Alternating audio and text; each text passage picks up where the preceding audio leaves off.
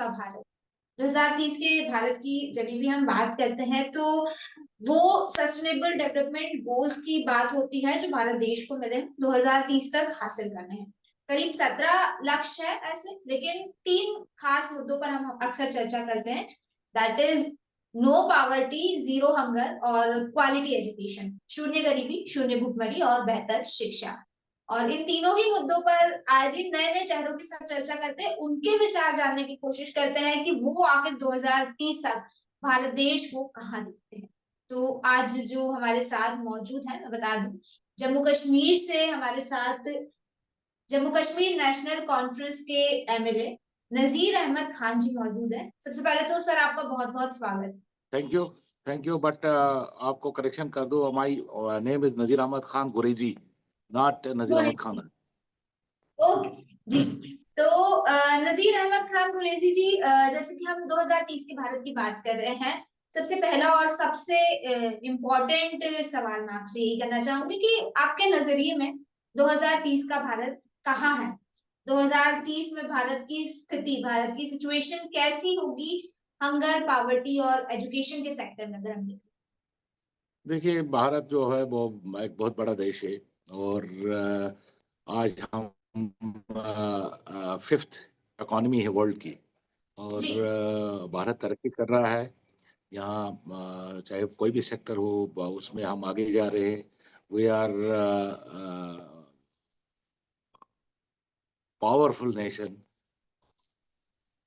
World में। आज world में हमारा नाम इज्जत से लिया जाता है और मैं समझता हूँ अगर हम बाकी चीजों को छोड़ के, ये लड़ाई झगड़े छोड़ के अगर काम करें तो मुझे लगता है अगले 10 से 15 साल में 10 साल के अंदर अंदर भारत जो है वो विकसित देश बन जाएगा।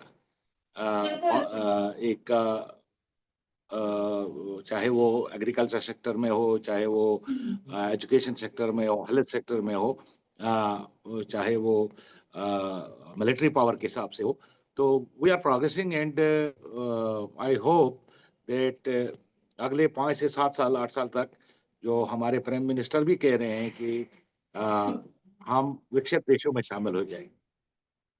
सर लेकिन प्राइम मिनिस्टर तो 2047 की बात करें कि 2047 तक भारत विकसित देश बन जाएगा, तो क्या 2030 तक भारत देश में शून्य भुखमरी और शून्य गरीबी का जो लक्ष्य है वो नहीं हासिल कर पाएंगे हम? क्योंकि अगर 2047 की कल्पना की जा रही है तो क्या हम इतने सक्षम नहीं है कि 2030 में ये लक्ष्य हासिल कर क्यों पाए? नहीं, अगर हम मेहनत करें, वही मैं कह रहा हूँ, अगर ये हालो स्लोगन को छोड़ के इस देश में मेहनत करें, हम यहाँ की जो हुकूमतें हैं वो काम करें, क्रीड, कलर और रिलीजन को छोड़ के। देखो, मैं एक बात बताऊंगा, ये मुल्क जो है बहुत बड़ा मुल्क है। यहाँ जी भिन्न भिन्न भिन्न भिन्न लैंग्वेजेस हैं, भिन्न भिन्न रिलीजन्स हैं, फिर रिलीजनों में सब कास्ट्स हैं, फिर एक का खान-पान एक है, दूसरे का खान-पान एक है। जम्मू कश्मीर जहाँ से मैं ताल्लुक़ रखता हूँ, यहाँ गोश्त का ज़्यादा खपत होता है और अगर आप गुजरात जाएँगे या साउथ के इलाकों में जाएँगे तो वहाँ अ, कुछ और खाया जाता है। फिर आप सेंट्रल जो इंडिया में जाओगे, वहाँ दाल रोटी खाई जाती है और बम्बई, महाराष्ट्र, तमिलनाडु जाओगे तो वहाँ डोसा खाया जाता है।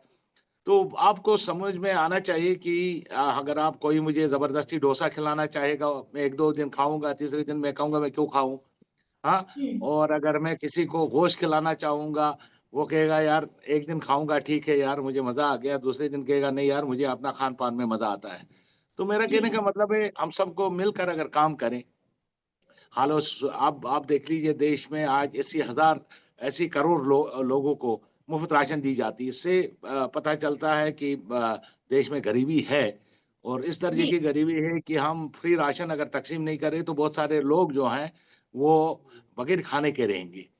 तो बिल्कुल। अगर हम ये कहें कि हम कल या परसों या अगले 5, 7 साल, 10 साल में पूरी गरीबी हटा देंगे, नामुमकिन नहीं है, लेकिन उसके लिए मेहनत करनी है। उसके लिए हमने सबने मिलकर, ये देश हम सबका है, यहाँ अगर एक आदमी को अगर एक रोटी 5 रुपए में मिलती है, तो वो हिंदू को भी मिलेगी, मुसलमान को भी मिलेगी, वो सिख को बिल्कुल। भी मिलेगी, ईसाई को भी मिलेगी। और हम्म। अगर यहाँ बेरोज़गारी बढ़ रही है, तो ये मुसलमान भी बेरोज़गार हो रहा है, हिंदू भी, सिख भी, सब बेरोज़गार हो रहे हैं। तो हम सबको मिल के इस देश को आगे ले जाने की कोशिश करनी है।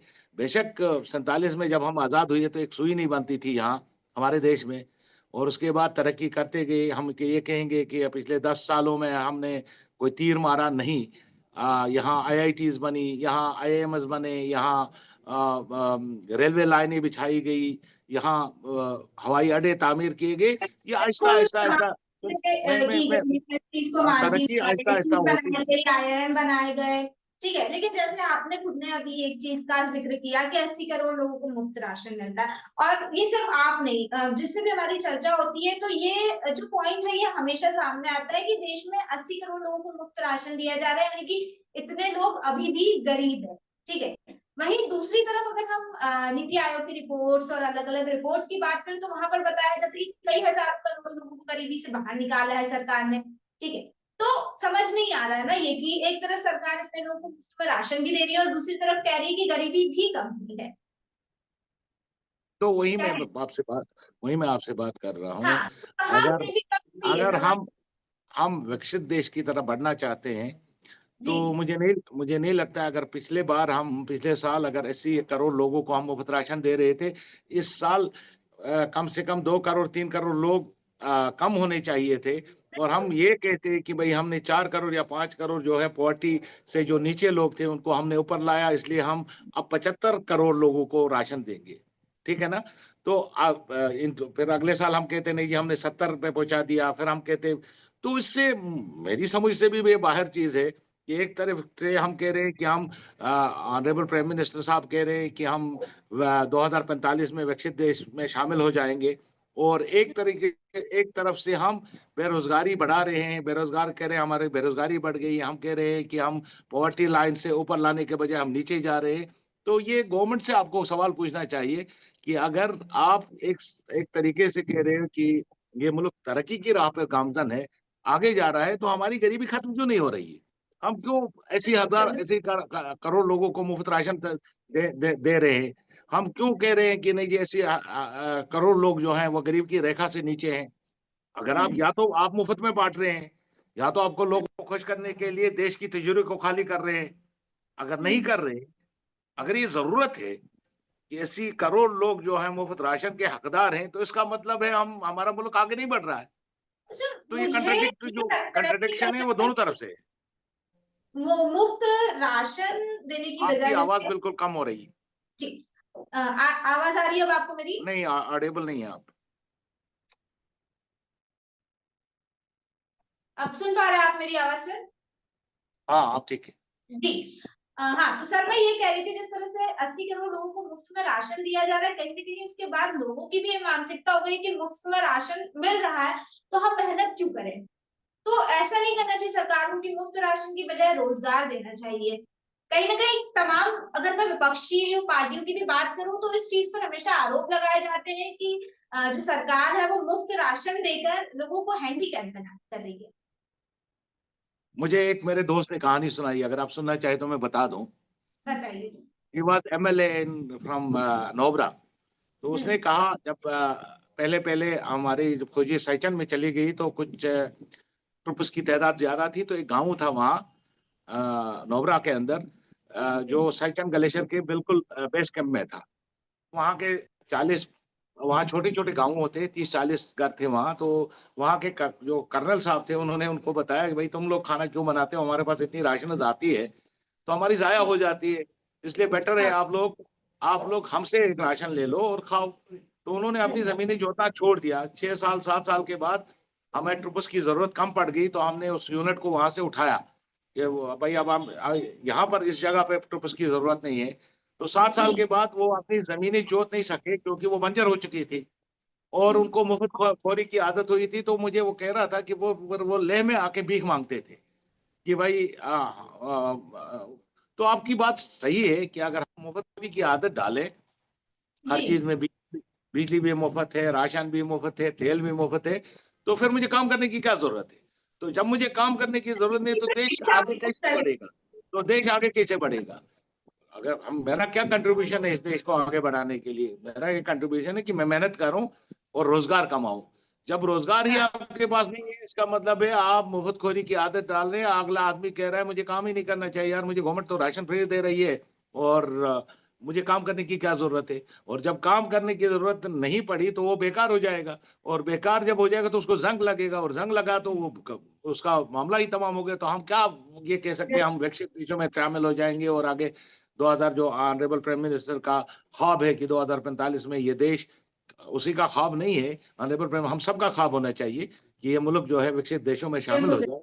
लेकिन उसके लिए काम करने की ज़रूरत है, उसमें गरीबी की रेखा से लोगों को ऊपर लाने की ज़रूरत है, एम्प्लॉयमेंट देने की ज़रूरत है, एम्प्लॉयमेंट जनरेट करने की ज़रूरत है। आज आप देखते बिल्कुल, हैं तो हमारा रुप डेवलपमेंट की ज़रूरत यहाँ पर है। आप देख हाँ, रहे हो कि आज आज आज हमारा रुपया गिर रहा है। आप हाँ, डॉलर के और अब तर्क क्या दे रही है हुकूमत कह रही है नहीं डॉलर की कीमत बढ़ रही है। रुपया गिर नहीं रहा है। डॉलर की कीमत बढ़ रही है। What does it mean? या तो मैं बेवकूफ़ आदमी हूँ यहाँ बैठा हुआ जो मैं सुन रहा हूँ कि भाई डॉलर मजबूत है। डॉलर मजबूत होने से तो रुपया गिरेगा ना। तो मेरा रुपया बिल्कुल, इसका मतलब है कमज़ोर हो रहा है। तो मेरे रुपये को मजबूत करने की ज़रूरत है। तो वो तब मजबूत होगा जब देश की जीडीपी बढ़ेगी। जब बिल्कुल सर, देश आपकी बात से मैं सहमत हूँ। और क्योंकि आप जम्मू कश्मीर से है, तो मैं जम्मू कश्मीर की स्थिति आपसे जानना चाहूंगी। जम्मू कश्मीर में शुरुआत से ही पॉलिटिकल अनस्टेबिलिटी काफी ज्यादा रही है, और जाहिर तौर पर जब ऐसी चीजें होती है तो कहीं ना कहीं इसका असर वहां की आम जनता पर भी होता है। जाहिर तौर पर आम जनता गरीबी और भुखमरी और शिक्षा, खास तौर पर शिक्षा को लेकर काफी ज्यादा समस्याएं देखने को मिलती है। तो जम्मू कश्मीर की मौजूदा स्थिति किस तरह से है इन तीनों ही क्षेत्रों में, ये जानना चाहूंगी।